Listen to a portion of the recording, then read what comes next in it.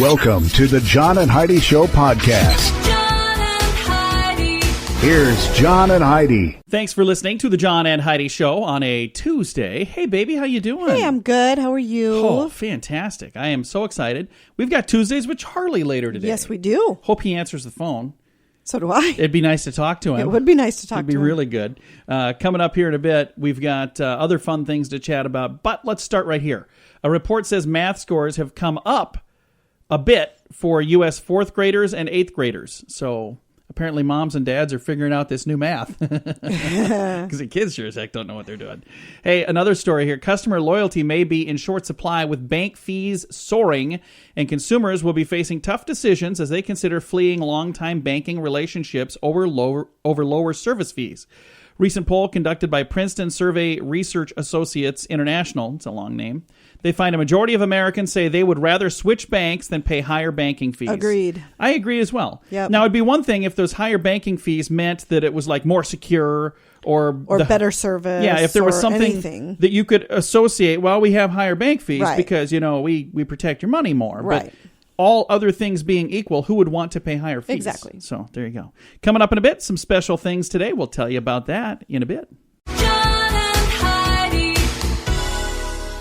Today is a special day, Heidi. Do you know what today is? What is today, John? I thought you'd never ask. It's Tuesday. It is October the 18th.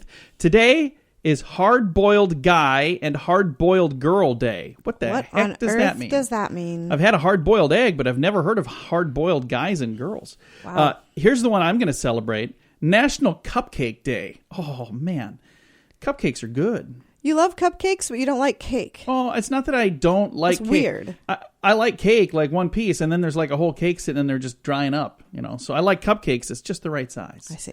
It is also National Pharmacy Technician Day today, Pro-Life Day of Silent Solidarity, and World Menopause Day. There you go. There's one that some people will celebrate, and some people will not. So, coming up here in a little bit, we've got some fun stories to share. We appreciate you tuning in on this National Cupcake Day, Tuesday, the 18th day of October. John and Heidi. Legally, we gotta have insurance. That's why getting the very best rate is paramount. I'm Jared Parsons. I founded the first national and virtual insurance agency. Until now, you were limited to the agents in your area. But what if the rates are better somewhere else? At Parsons, we shop around and we get you the best rate. It's that simple. Go to radioinsuranceguy.com. That's radioinsuranceguy.com. John and Heidi. You know it's true because you heard it on the radio. Imagine being separated from your brother at birth, but later discovering him working right next to you at the same furniture store. Oh, weird. 36-year-old Gary Nibset and 35-year-old Randy Jolbert both work at Dow Furniture Removals in Waldoboro, Maine. Co-workers would always say, man, you guys look a lot alike. You could be brothers. Turns out they are. Both men were given up for adoption as babies, then attended rival high schools and lived in neighboring towns on the coast of Maine. Their first meeting came last July when they started working at Dow Furniture. Each one of them did. Both men knew the names of their biological parents, both who have since passed away, and through casual conversations uncovered their amazing story. Randy said he was starstruck and blown away and couldn't believe it. After the brother's story was covered by local media, they also discovered a half-sister who's 41 years old. Her name is Joanne Campbell. She turned up at their workplace with her birth certificate saying, hey, brothers, I'm your sister. Oh, that's crazy. That is kind of crazy. I remember... Do you remember the show, what was it called? Unsolved Mysteries. Yeah. I remember on Unsolved Mysteries, there were some twins that were separated at birth, and they had both become plumbers, and they were both on different bowling leagues, and they looked identical, and the one guy always wore blue, and the other guy always wore red, and they worked for different plumbing companies, and then finally somebody was saying, you have to be related. I mean, you have to be. And they finally met, and they got to talking, same birth date, same everything, Crazy. and they discovered that, wow, we're twins. And they didn't even know the other one was out there. So it is absolutely... I loved Unsolved Mysteries. I did too. I miss that show. I remember when I was a kid, I watched it all the time, and it's still on in reruns once in a while. They tried to carry it on after Robert Stack I know. Wasn't the passed same. away. It wasn't as good. I remember him. And I still Yeah. remember the number, 1-800-876-5353. Why do I remember that? I don't know, but that's from 20 so years ago. impressive because you tell everybody you can. I don't know why I remember it. information. I just think it's weird. Anyway, coming up in a bit, we've got your brain on drugs. And this story here, you know it's true because you heard it on the radio. John and Heidi. The John and Heidi Show is brought to you in part by the Keystone Treatment Center. This is your brain, and this is your brain on drugs. We share silly stories here on the program, but addiction is no joke. If you or someone you know suffers with an addiction to drugs or alcohol, make today the day you seek help. Call toll-free 844-204-1055. That's a toll-free number. Again, 844-204-1055. and this is your brain on drugs. Rodney Northey knows how to get the attention of police. Just toot your horn over and over and over. This happened in Glen Falls, New York. Pulled over by Northey for excessive horn. The police there rather pulled over Northey for excessive horn blowing. Ended up charging him with drunken driving. Police say Northey told them he wanted to let people in the downtown bars know that he was in town. Well, there you go. He drove through downtown tooting his horn and making a ruckus. They just, Now the papers will tell him. they just want to tell let everyone that he's just want to let in town. everybody know I was here. Well, it worked. We found you. So that's not a good idea. Don't ever drink and drive. By the way, on this program, we kind of make light of the fact that these people were under the influence and do dumb things. But if you've got an addiction, you need some help. Make sure you reach out and get that help. And if you're drinking, always make the decision to get a designated driver. ride. Always do it. All right. This has been your brain on drugs. John and Heidi. So how many wrong answers or wrong things do you need to do on a test to fail? Sometimes just one, Heidi. What do you mean? If we're talking about driving tests. You say these weird cryptic things and you look at me like I'm supposed to have some witty answer. See, the funny thing is because I read the story and I know what I'm talking about, but you don't know what I'm talking I know, about. so it just sounds I really apologize. awkward. So I'm like, I don't know how to 7. respond to that. The answer is 7. A young Indiana woman had a goal of getting her driver's license, and she had it crashed right into a license branch. 20-year-old woman pulling into a parking spot outside the license branch when she hit the gas instead of the brakes. The car jumped the curb and went into the building, tearing out a large glass window, damaging the door and a low brick wall. Neither the driver nor the examiner were injured, but that one little mistake that she made Pretty sure she didn't get her license. helped her fail the test. So, sometimes you only need to get one wrong answer to fail the test, especially if it's a big wrong answer like that. Speaking of big, we've got the world's largest pumpkin on the way. The scoop of the day is brought to you by Wells Blue Bunny. If you want delicious ice cream, be sure to look for the Blue Bunny. Sure to have your favorite flavors. Learn more at bluebunny.com. Now, your scoop of the day. The world's largest pumpkin. The Giant Pumpkin European Championship has set a new world record, Heidi. Okay. The former world record for the biggest pumpkin, by the way, was 2,323 Holy pounds. cow. Yeah. It's been broken by Belgian Matthias Welmbejensen Smith. His pumpkin weighs 300 pounds more than that, 2,623 pounds. So exactly 300 pounds more. It took the top prize at the Giant Pumpkin European Championship held in Ludwig, Germany. So how do you get a pumpkin like that to a festival like that? You would need a semi. Do you just grow it on a trailer? Would that make the most sense? That would make sense. Then you wouldn't have to move it. All right. Whatever you want, wherever you want. Also give... Oh, it says buy what... Let me try that again. See, we were just talking about me reading the stories in advance and you not know what was going on. Here's one that I didn't even know what was going on. Buy whatever you want, whenever you want, but also give some of yours away if you want to be happy. Let me explain that now. How can you give to others, and how can that make you happy? Researchers at the University of British Columbia and Harvard University have determined that people who buy presents for their family and friends or give money to charitable organizations report being happier than more miserable people who don't buy things for others and don't give to charities. So in our family, you are the gift giver. Yes. Very much so. Yeah. You like to give to others do. that we know. I'm the charity case, and I like to give to people we don't know. Yes. So between the two of us, we should both be pretty darn happy. So there you go. I'm awful at buying gifts, though. I'm terrible. I have one person in the world that I need to get gifts for. This good-looking chick next to me here, my wife I can Heidi. attest that you're awful. I'm terrible at at buying it. Gifts. You've known me forever, and you get me stuff. I'm just like, what makes you think I would have liked this? I got you a copy of a movie. I'm like, hey, didn't you say you want to see this movie? I'm like, I did. Let's sit down and watch the movie. You're always saying you'd like to spend more time with me. More women than men use fake names on first dates. Have you, first of all, Heidi, ever used a fake name on a first date? Ever? Yeah, and that can backfire because you could end up marrying that person, and now 17 years later, awkwardly, they're still calling you by that weird name. What is your real name, Heidi? It's now that I find out your real name is Cassie. When she was going to be born, her mother was going to name her Cassie, and she ended up naming her Heidi. So it's kind of funny. Because I remember telling you, I don't know if I would have married you if you were Cassie. I don't know what that even meant. I don't know what that means either. I was being stupid and it didn't make any sense then either. Hey, a recent study of 8,000 dating app users found 61% of the women lied on the first date. One thing that people lied about was their name. Women especially don't like the idea of some guy Googling her to find out too much stuff about her too soon, which is why 14% of them lied about their name. Okay, so 61% overall lied. 14% lied about their name. About 2% of men lied about their names, by the way. You know why that is?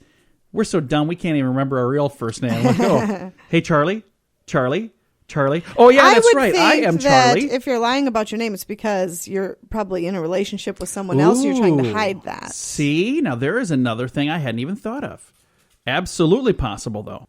Apparently, they have more fun at weddings in China. Take a listen to this. Authorities at a Chinese city, Dali, have banned these activities at weddings. Okay. No longer can you strip down to get naked at a wedding. Apparently they do that. Have you ever seen that happen at a wedding? That's ever. never happened at a wedding I've been at. You can no longer wear outlandish costumes to a wedding. Who does that? Thanks for inviting me to your wedding. Who's in there anyway? And you can no longer throw eggs at each other. What? The rules were issued 2 weeks after a very rowdy wedding reception where all three of these things happened at some point in the night. Oh, my gosh. Yeah. So they said, you know what? We're going to put some new laws on the books because this has to stop. Has this become commonplace? That's crazy. That is just nuts. All right. Coming up in a bit, we've got Tuesdays with Charlie. That is on the way on the John and Heidi Show. John and Heidi.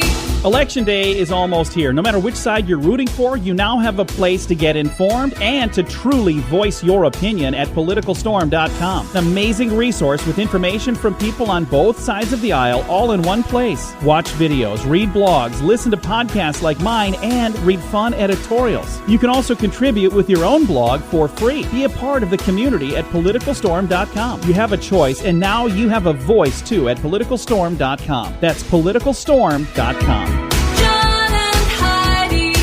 And it's time right now for my favorite program, something we do every Tuesday just because we can. We pick up the phone and we call my father-in-law for a little thing we like to call Tuesdays with Charlie. How you doing, Charlie? Well, I'm doing fantastic. That's awesome. Hey, I was talking to a guy this week, and he was saying he listens to Tuesdays with Charlie, and I said, well, that's Heidi's dad. It's a lot of fun to talk to him. And he said, is that really her dad? So we need proof. Are you real? Do you claim her or no? Do I have to claim her? You don't have to. You can deny it. No, unfortunately, yes. It is true. Well, it explains a lot, doesn't it, folks? Wow. So what are we going to learn about this week, Charlie? Hey, do you like peanut butter? I do. I love it. I love peanut butter. I eat a lot of peanut butter. Have you ever had, like, fresh peanut butter? No, where do you get fresh peanut butter? Well, I went to a store where you could make your own. Like, there's a big hopper of peanuts on the top. You push a button, and it grinds fresh peanut butter. And it was really, really, really good. Ooh, I don't know. I'll get some of that. Next time you're coming to see us, I'll make sure I get some of that. Well, then it wouldn't be fresh. It'd be in a jar. That's right. That's what I was just going to say. What, are you going to stick your head under the nozzle? Have me push the button? That would be the only way to get it super fresh, I guess.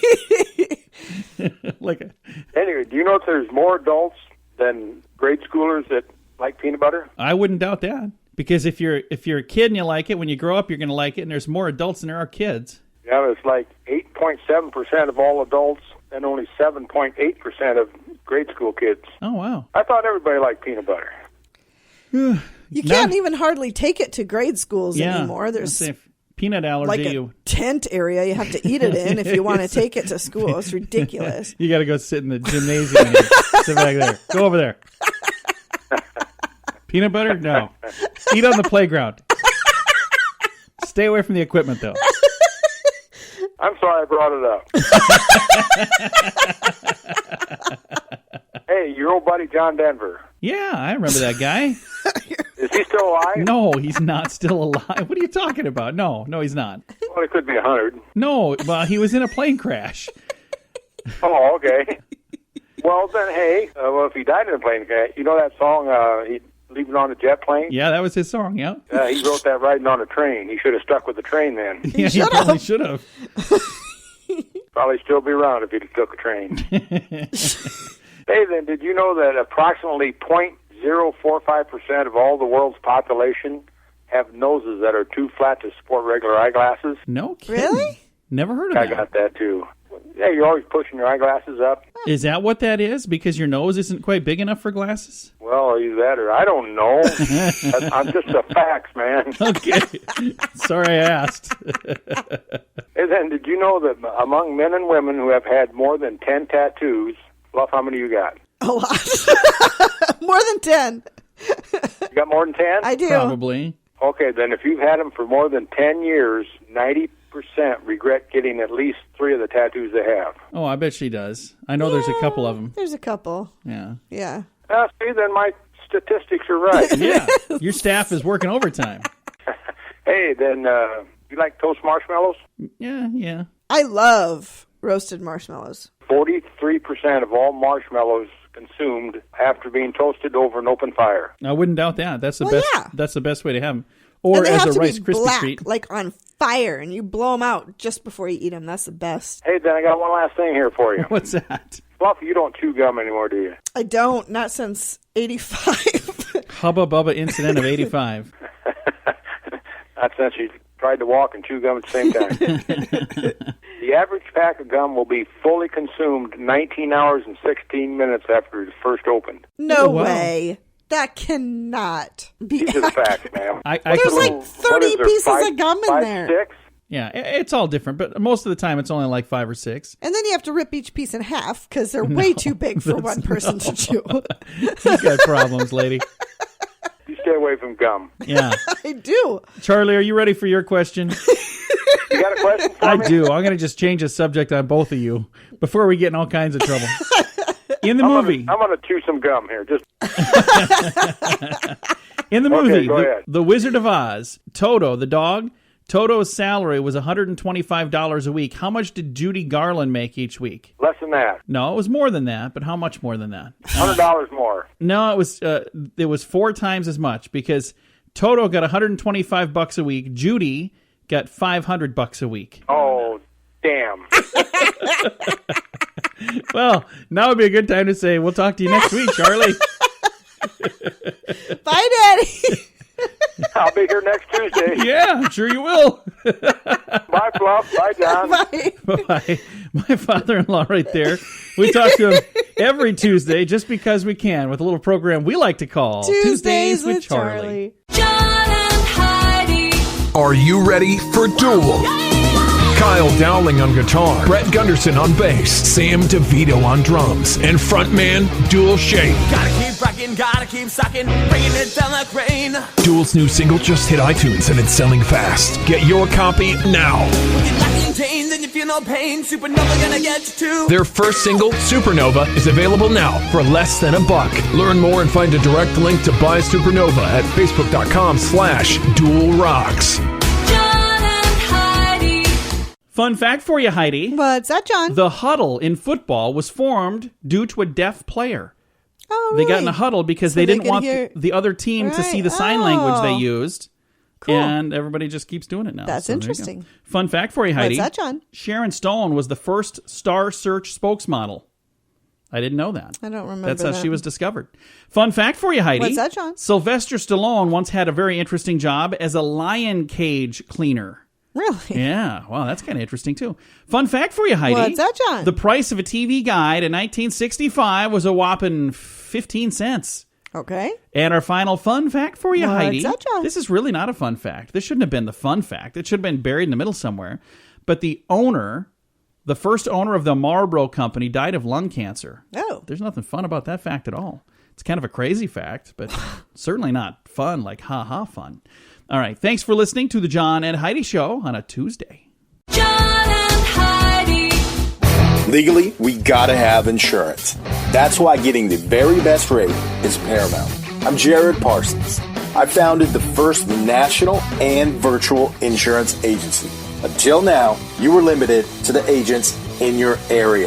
But what if the rates are better somewhere else? At Parsons, we shop around and we get you the best rate. It's that simple. Go to radioinsuranceguy.com. That's radioinsuranceguy.com. John and Heidi. Thanks for listening to the John and Heidi Show on a Tuesday. For those of you who don't know this, my wife and I work together. This gorgeous woman that sits next to me is my wife. Hi, how you doing, baby? Hey, super. Good. Some people think that money determines how well a marriage will work. Others think it's the number of kids you have. Still others believe that your love life reveals the soundness of a marriage. But some experts say how you fight is really going to probably tell you more about the fact that your marriage will succeed or fail. And it's giving the other people the opportunity to fight. And here it is. Little arguments escalate into ugly fights with accusations.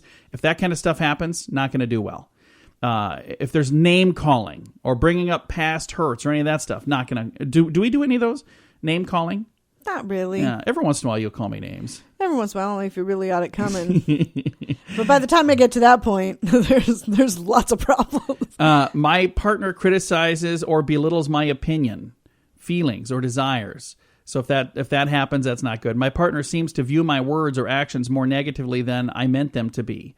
When we have a problem to solve, it's like we're on opposite teams. I don't think, for the most part, so far, I think we've done well. We're usually on the same team. There are some problems where you think A and I think B, and we're like, hey, there is no middle of A or B, so we got to figure this one out.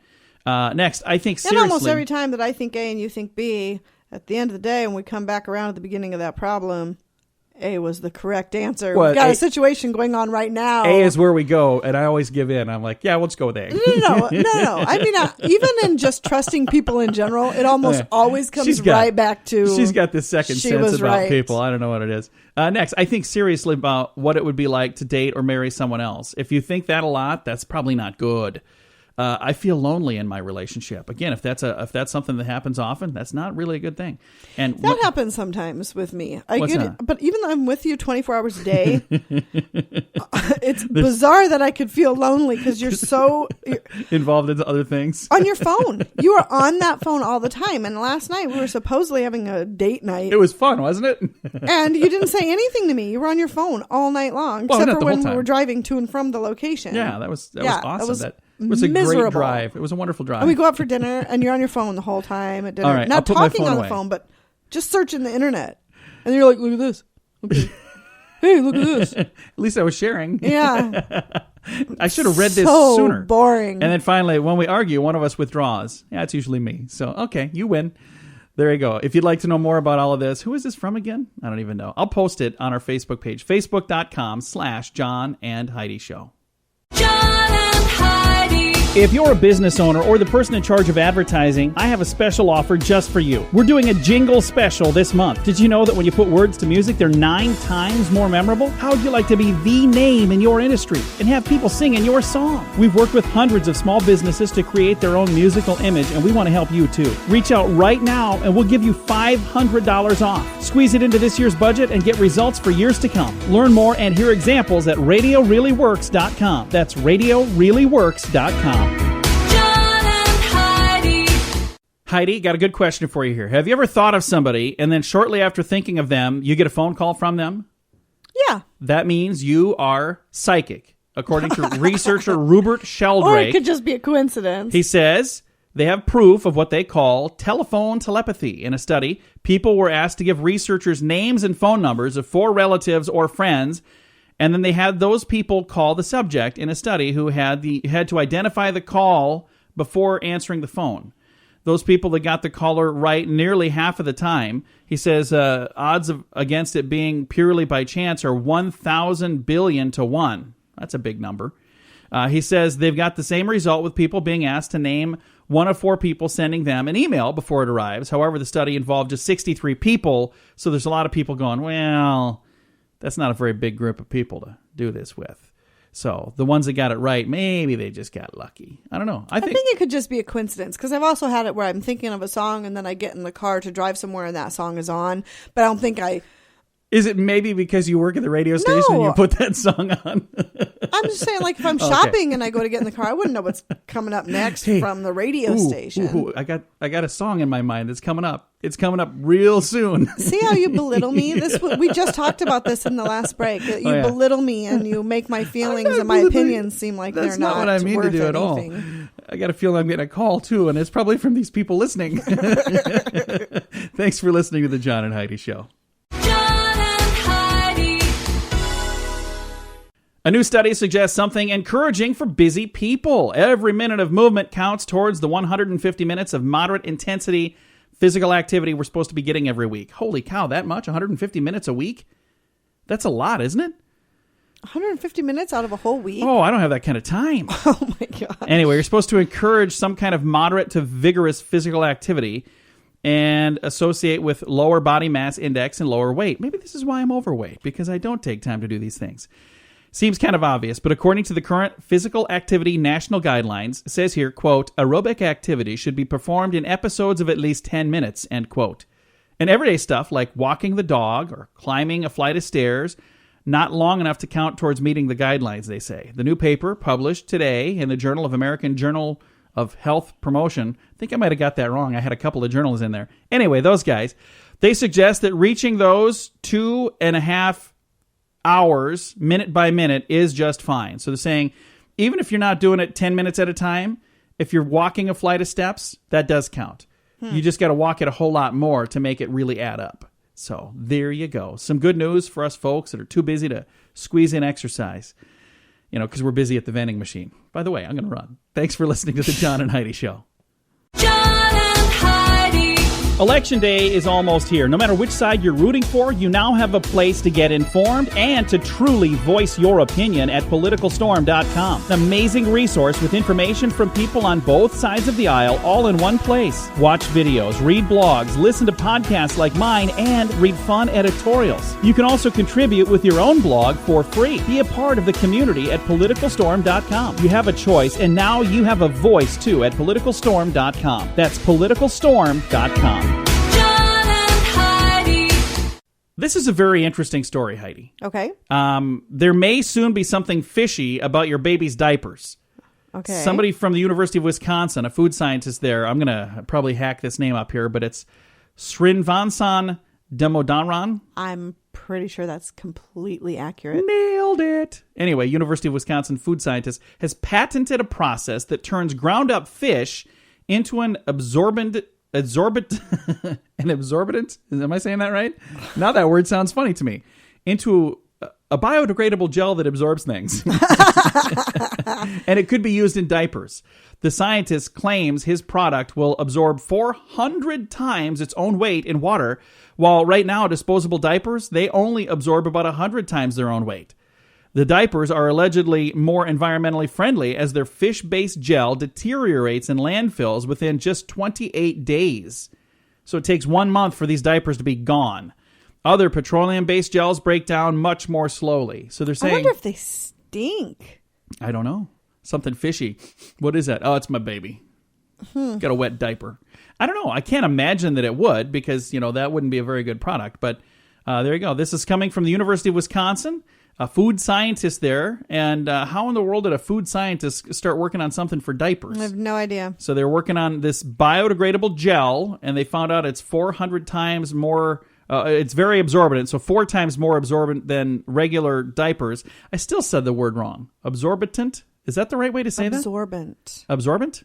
Oh, yeah, that's it. Absorbent. That does sound a lot better. Wow. So anyway, I thought you were just being silly. No.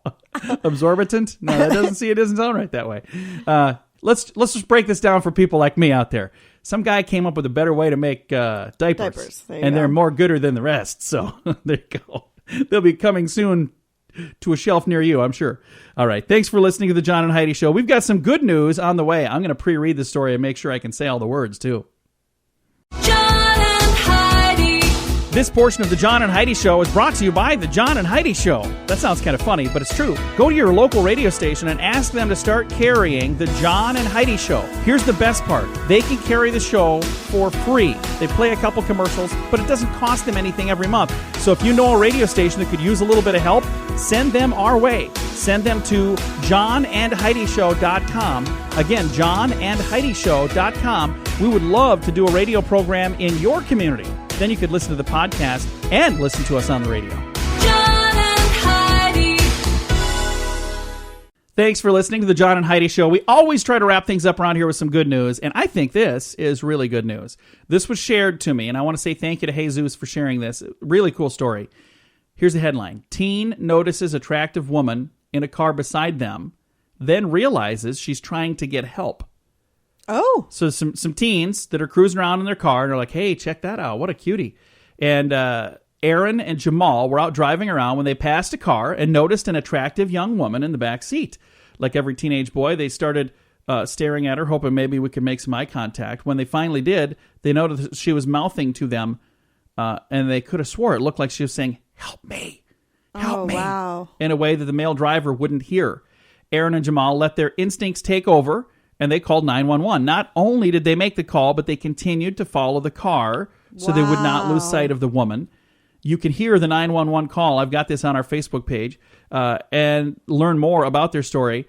Thanks to their quick thinking, police were able to track the vehicle down and realize the driver had kidnapped the young woman at gunpoint. Oh my gosh. That is an awesome Isn't that great? story. I love that. And these young kids, it seems like really nice kids. And, it all worked out because originally they were driving along. They're like, oh, hey, check it out. She's a hottie. And it turns out that she needed some help. We hear about stories. I remember somebody not too long ago that was kidnapped. It was like a whole family was kidnapped. And she said, can I at least feed the kids? Can I order some pizza or something?